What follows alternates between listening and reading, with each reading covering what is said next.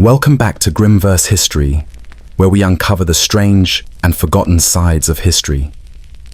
Tonight, we step into the final 24 hours of Anne Boleyn's life.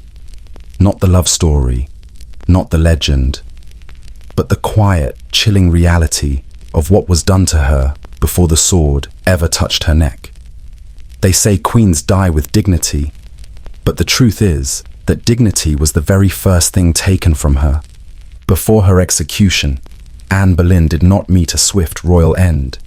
You might think you know how her story ends, but the beginning of her end is far darker. Listen closely.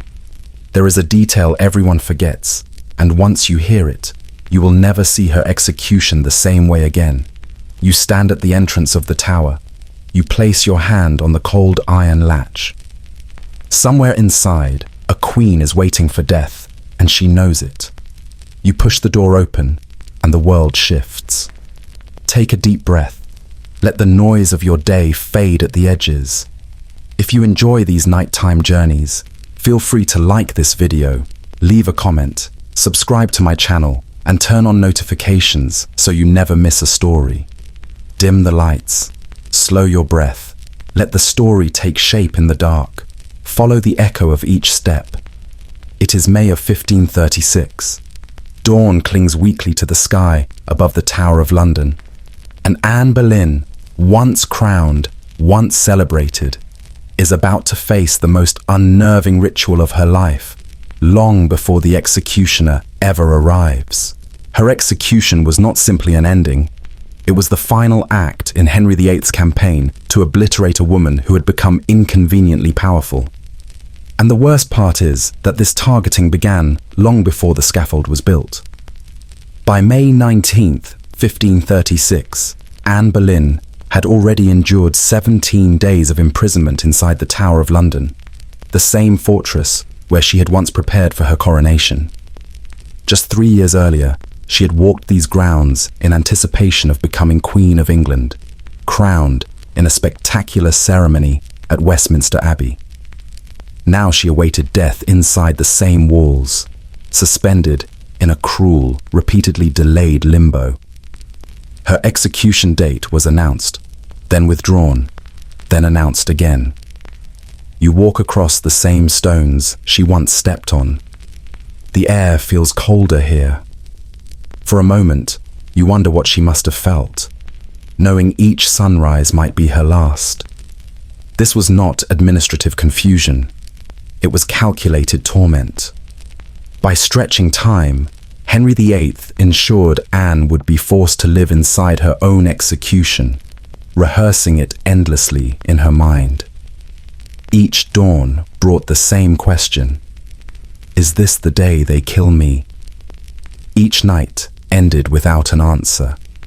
And still, this was not the worst thing being done to her. The king had summoned a skilled swordsman from Calais, rejecting the traditional English axe.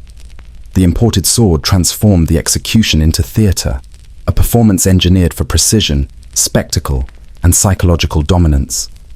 Anne was meant to understand that even her death would no longer belong to England. It belonged solely to the king. During her final hours, witnesses described Anne as possessing an almost supernatural calm. Some even called her cheerful. She laughed. She joked. You imagine standing in that chamber with her. You hear her forced laughter. You sense the terror beneath it, the kind that cannot be spoken aloud. Modern psychology recognizes this response immediately. Dissociation, a defense mechanism triggered by extreme trauma. When the mind no longer believes survival is possible, it detaches. Anne reportedly joked that she would be known as Headless Anne, a macabre humor masking emotional collapse. What appears to be courage is often the mind's last shield. Few historical accounts pause to acknowledge the sheer terror she must have endured. Not just fear of death, but fear of annihilation. She knew her reputation was being systematically dismantled through fabricated accusations, adultery, incest, conspiracy to murder the king, charges so implausible they would be dismissed instantly today. That was precisely the point. This was not about truth. This was about replacement. Henry VIII did not merely want Anne dead. He wanted her history erased, her contributions nullified, and her daughter Elizabeth delegitimized. The execution was not the punishment. It was the justification, and the reputation assassination was still unfolding. In the days before her death, Anne was forced to listen as grotesque invented tales of her supposed sexual depravity circulated freely beyond her walls. These stories were repeated so relentlessly that they began to feel real to those who heard them. Accusations so bizarre that no legitimate court would entertain them. Yet they were enough when power demanded belief. The morning of May 19th dawned unusually clear over London, a cruel contrast to what was about to occur. Anne had spent the night in prayer. Sleep escaped her repeatedly.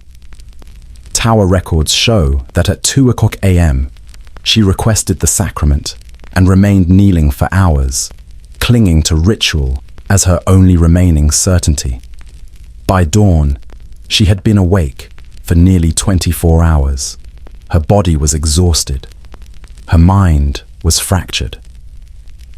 When the tower lieutenant arrived to escort her, Anne was reportedly laughing with her ladies-in-waiting. This was not peace. It was collapse. Anne's execution had been scheduled, postponed, rescheduled, and delayed again. An often overlooked but devastating form of torture. The uncertainty, not knowing exactly when death would arrive, was deliberate. Only when the hour had finally come was Anne informed. You walk beside her now in your imagination. Her steps are small, measured, resigned. The walls seem to close in as she moves toward the light outside. She was led from her chambers through corridors where she had once walked as queen-to-be. Courtiers bowing as she passed. Now guards flanked her, not to honor her, but to prevent her from running. The same courtiers who once depended on her favor watched in silence. Indifference had replaced loyalty. The scaffold erected on Tower Green was abnormally low, barely 90 centimeters. Unlike the elevated platforms often shown in films, this design forced Anne to climb only a few shallow steps. This was not convenience. It denied her elevation, denied her symbolic dignity. It kept her face level with the crowd. Although modern depictions often portray solemn silence, contemporary records suggest something very different. A carnival-like atmosphere had been encouraged.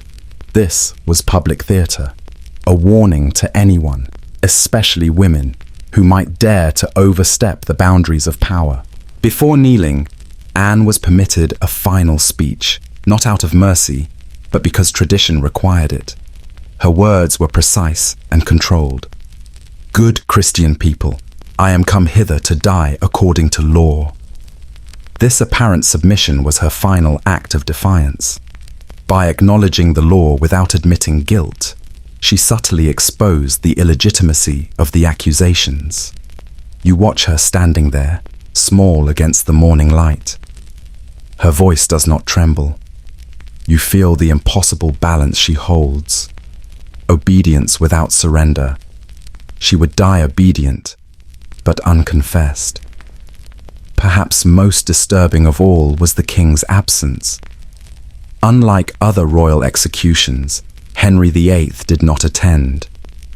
Instead, he waited at Whitehall Palace for confirmation of Anne's death, even as preparations were already underway for his marriage to Jane Seymour. Anne's death had become logistical. The personal was now entirely political. The swordsman from Calais, specifically selected and lavishly paid, represented another layer of calculated cruelty. English executions relied on an axe, messy, imprecise, often requiring multiple blows. The foreign swordsman promised efficiency. In her final moments, Anne would die not at the hands of her countrymen, but at the hands of a stranger. One last displacement. Her blindfold, often portrayed as mercy, served a practical purpose, preventing her from flinching. Anne knelt upright rather than placing her head on a block, a French custom that intensified the executioner's challenge. She had to remain perfectly still through sheer will. Witnesses reported her lips moving constantly in prayer. Her eyes, hidden beneath the blindfold, darted instinctively, straining to detect the faintest movement, breath, or sound. Death was coming. She just didn't know when. That suspended instant, the waiting, was its own form of torture. You stand in the crowd. You can hear the soft scrape of the executioner's feet on the grass. You know Anne cannot. The decapitation itself, by Tudor standards, was flawless. A single blow, clean, instant. But that was only the beginning. A single, expertly delivered stroke severed Anne's head. But what followed is rarely included in polite historical retellings. According to multiple eyewitness accounts, Anne Boleyn's eyes and lips continued to move for several seconds after the decapitation. Not metaphorically, physically. This horrifying response occurs when residual oxygen remains in the brain tissue, allowing brief, involuntary movement even after the body has been destroyed. Some witnesses claimed her lips appeared to form words, perhaps the final syllables of the prayer interrupted by the sword. For those watching, the effect was deeply unsettling. Several fainted. Others turned away in visible distress. This moment, when the boundary between life and death blurred, shattered any illusion that the execution was clean, merciful, or humane. It exposed the fragile, unfinished nature of dying in a way few present would ever forget. And yet the cruelty did not end there. Perhaps most revealing of all was what had not been prepared. There was no proper coffin waiting for Anne's remains. Her ladies in waiting, still shaking, still grieving, were forced to scramble in confusion to find something, anything, to hold what remained of their queen. You watch them rushing, skirts brushing against the cold stone. Their hands tremble, their whispers crack with panic. They eventually located a wooden chest used for storing arrows. Into this crude container, Anne Boleyn's severed head and body were placed together. This was not a trivial oversight. It was a statement. Even in death, Anne was treated not as a human being worthy of dignity, but as a resolved political inconvenience, a problem already crossed off a list. She was hastily buried beneath the floor of the Tower Chapel without proper Christian ceremony, as though those responsible expected her memory to disappear as quickly as her life had ended. But erasure requires effort. And Henry VIII was committed. The campaign to destroy Anne Boleyn did not stop at her execution. Court painters were instructed to destroy her portraits. Royal insignia bearing her symbols were ripped down from walls and tapestries. Courtiers quickly learned that speaking Anne's name, let alone defending her, was now dangerous. Silence became survival. While popular history often focuses on the physical brutality of beheading, this systematic removal of Anne's existence represents a deeper violence. You picture the walls scraped bare, her emblems torn away, her image disappearing faster than her body could be buried. You begin to understand erasure was the true execution. Anne's death deeply scarred those forced to witness its aftermath. Her ladies in waiting, already terrified of association with the Queen's alleged crimes, were ordered to clean and prepare her severed head before burial. They did so under watch, in silence, knowing a careless word or visible grief could mark them as suspicious. Several reportedly suffered persistent nightmares for years. At least one woman withdrew entirely from court life, entering a convent, unable to remain in the environment that had demanded such obedience to horror. The psychological aftershocks of Anne's death rippled outward, poisoning the atmosphere of Henry's court. Fear replaced loyalty. Self-preservation replaced honesty. No one felt safe. And perhaps nowhere was that cruelty more evident than in the fate of Anne's child. In the immediate aftermath of the execution, Anne's daughter Elizabeth, not yet 3 years old, was formally declared illegitimate. Removed from the line of succession, stripped of status. The child who would one day become England's most celebrated monarch was, for a time, effectively erased alongside her mother. Court records show that Elizabeth's household was dissolved almost overnight. She was left without appropriate clothing, attendance, or recognition befitting royal birth. Her mother executed. Her father publicly denying her legitimacy. This was punishment extended by proxy. Anne was dead, but Henry VIII ensured her suffering continued through her child. And that dimension of cruelty is often overlooked. Most modern dramatizations of Tudor executions fail to capture the full sensory violence of the experience. The scaffold would have reeked of old blood from previous deaths, thickening in the warming air of May. Flies hovered constantly. The noise was overwhelming. The crowd, seeded with royal supporters instructed to cheer, produced a wall of sound designed to intimidate and disorient. Jeers, insults, shouts accusing Anne of witchcraft and adultery filled the space. This was not spontaneous. It was organized. You hear those voices now in your mind. The heat, the stench, the sound swelling like a tide meant to drown a single woman. Public humiliation was a core element of Tudor justice. Death on its own was insufficient. The execution was meant to linger in memory as a warning. Popular culture often portrays Anne's final speech as a moment of serene defiance. Even at the point of death, Anne could not speak freely. Her speech praising Henry as a just and merciful ruler reflects not submission, but constraint. This was not free expression. It was final censorship. The words of a woman who knew that truth itself had become too dangerous to voice. The sword that ended Anne's life, specially imported from France, embodied the performative nature of her execution. Henry VIII spared no expense to stage a death worthy of a fallen queen. The executioner reportedly practiced beforehand, perfecting the single blow that justified his high fee. This professionalism reduced Anne's death to a technical exercise. Efficiency over humanity.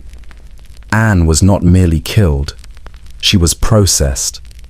State-sanctioned execution transformed her suffering into a message delivered cleanly and decisively. The French sword differed from the English axe, lighter, razor-sharp, designed for a swift horizontal strike rather than a downward chop. This technical detail underscores the artificiality of the entire event. Even the mechanics of death were chosen for aesthetics. You stand in the crowd, feeling the sun warming the back of your neck. You watch the executioner shift his weight, calculating the angle. You sense how rehearsed this has all become. After the sword fell, witness Thomas Wyatt, the poet imprisoned in the tower and forced to watch the execution of a woman he once admired, later wrote of the small throat that had so many jewels hanging from it. That single line captures Anne's grotesque transformation from adorned queen to displayed corpse. The executioner lifted her severed head by the hair, a customary gesture intended to demonstrate that the sentence had been carried out. Blood continued to flow as the crowd witnessed the final proof. You look away, but not quickly enough. The head, the hair, the blood, the image brands itself onto your memory. This image, the raised head and the still warm body, burned itself into history. It was the execution's final act. No marker was placed above her grave, no inscription. For centuries, her exact burial site was unknown. This absence was deliberate. The removal of even her resting place marked the final stage of Henry's campaign, not merely to kill Anne Boleyn, but to sever her from history itself. And alarmingly, it almost worked. In the days following the execution, royal propagandists moved quickly. Poets who once praised Anne's intelligence now produced verses condemning her as corrupt and immoral. Official records emphasized the king's supposed mercy in providing a skilled swordsman. The very next day after Anne's execution, Henry VIII was formally engaged to Jane Seymour. Life moved on. The problem had been solved. Within 2 weeks of sending his second wife to the scaffold, Henry VIII married his third in a quiet ceremony at Whitehall. The speed was not romantic, it was administrative. This brutal efficiency reveals Anne's execution for what it truly was. Not an emotional rupture, but a political solution. Anne had failed to provide a surviving male heir. Therefore, she was removed, then replaced. Her death was not mourned, it was processed. The personal tragedy of Anne Boleyn's execution was fully subordinated to the mechanics of rule and dynasty building. For Henry, her life ended the moment she ceased to be useful. And even now, this wasn't the worst of it. The psychological dimension of Anne's execution extended far beyond the scaffold. For weeks before her death, she was subjected to relentless interrogation, denied consistent sleep, deliberately isolated from allies. She was kept uncertain, disoriented, and emotionally unmoored. You imagine her alone in those stone chambers, the silence pressing in, the footsteps of guards like a metronome marking the collapse of her world. Thomas Cromwell, the king's chief minister and architect of the charges, employed tactics strikingly similar to what modern institutions recognize as psychological torture. Disorientation, sleep deprivation, isolation, the strategic use of false information presented as undeniable truth. By the time Anne reached the scaffold, the goal was not simply to execute her body, it was to ensure that her spirit had already been broken. This was not a trial. It was a mental breakdown campaign, and it succeeded. By execution day, Anne was no longer expected to resist, protest, or destabilize the narrative in any meaningful way. That was the objective all along. Court records reveal that security measures for Anne's execution were extraordinary, even by Tudor standards. The Tower garrison was doubled. Additional guards were stationed throughout the fortress complex. These precautions were not designed to prevent escape. They were never afraid of that. They were designed to prevent intervention, to ensure no allies could rally support. No sympathetic noble could interfere. No dangerous hesitation could spread through the crowd. The overwhelming show of force served another function as well: intimidation. Anyone who still felt sympathy for Anne was reminded visibly and unmistakably that silence was survival. Loyalty was no longer enough. Submission was required. You stand in the shadow of the tower, feeling the weight of armored bodies surrounding you. Every exit blocked. Every eye watched. You understand why no one dared to speak Anne's name. The execution itself was scheduled for mid-morning rather than the usual dawn. This detail mattered. A later hour allowed more people to witness or hear of the event, though Tower Green could accommodate only a limited audience of nobles and officials. The tower's prominence ensured that crowds gathered outside the walls. When the sword fell, church bells across London began to ring. The city itself was made to participate. Anne's death was not private punishment. It was civic ritual, state power announcing itself through sound, repetition, and spectacle. This transformed her execution into something far larger than personal tragedy. It became political theatre. Death was not the point. Demonstration was. Among the most overlooked aspects of Anne Boleyn's execution is the fate of her alleged accomplices. 5 men, including her own brother George Boleyn, were executed just days before her. Their deaths served a crucial function. By killing them first, the Crown established proof of Anne's guilt before she ever reached the scaffold. Any final statement she made could be dismissed as the protest of a condemned conspirator. This sequencing was deliberate. It eliminated the possibility of contradiction. 6 people were eliminated under nearly identical charges, supported by fabricated evidence and coerced testimony. This was not justice gone wrong. It was justice engineered, a coordinated purge.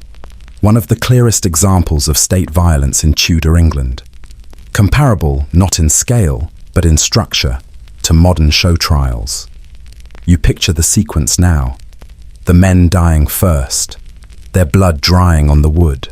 Anne walking toward a scaffold already consecrated by fabricated guilt.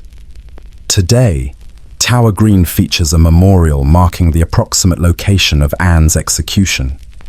A simple glass monument, a quiet space where tourists pause without fully understanding the precision of the cruelty enacted here. You stand there in your mind, the grass bright, the air still, and beneath your feet, the ground remembers what the world tried to forget. The night settles, the noise fades, and we breathe again. Somewhere in the quiet, you can still hear the faint echo of steps on old stone, the soft tremor of a distant bell, the cool morning air brushing across Tower Green, not as a memory of violence, but as a reminder that history often whispers louder than it shouts. The door of the past begins to close now. The world of Tudor courts and cold corridors slips back into its own century, and you remain here, safe, warm, listening to the last traces of a story that traveled far to reach you tonight. Take a slow breath.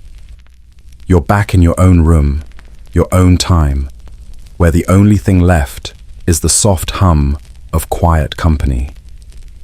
And if this journey meant something to you, if the stillness, the storytelling, or the history stayed with you for even a moment, you're welcome to linger with us again. A gentle like, a quiet share, or a small subscription helps keep these midnight paths open, only if it feels right. Thank you for walking through the shadows of history with me. Goodbye, and we will meet again.